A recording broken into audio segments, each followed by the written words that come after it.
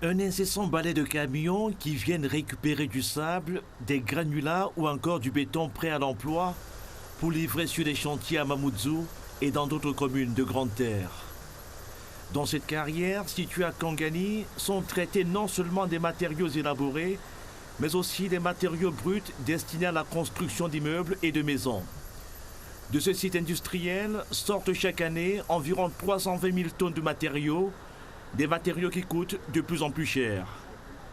C'est les pouvoirs publics qui sont responsables de cette situation. À force de gratter sur le dos des entreprises, demain matin, on peut baisser de 10% si le Conseil général ne prélève pas 10% d'octroi de mer. On peut baisser de 5% si le carburant est moins cher. On peut baisser de 5% si le monopole d'Air Austral est cassé et qu'on arrive à avoir des billets d'avion à des prix raisonnables.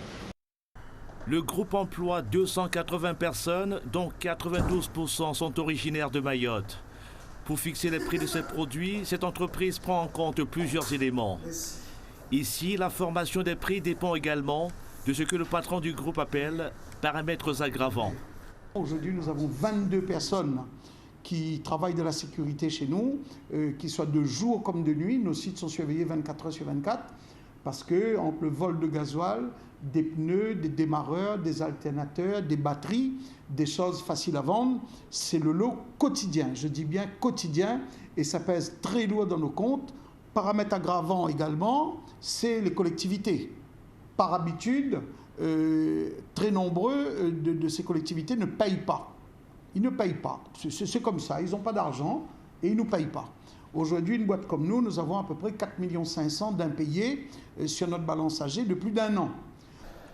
L'évolution des prix de matériaux de construction à Mayotte est aussi tributaire en partie du marché mondial. Cette petite entreprise est spécialisée dans les travaux de métallerie et les constructions métalliques.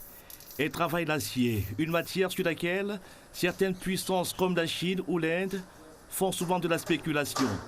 L'acier qu'on achète à Mayotte, on l'achète chez des personnes qui le font venir, donc des commerçants, qui eux, forcément, vont prendre une marge dessus. Et donc, forcément, il est plus cher que ce qu'on peut l'acheter quand nous, on le fait venir. Les habitants de Mayotte, pour la plupart, sont confrontés à des difficultés financières. Ils souhaitent que l'État, le conseil départemental et les chefs d'entreprise se réunissent le plus rapidement possible pour prendre des mesures en vue de la baisse des prix des matériaux de construction.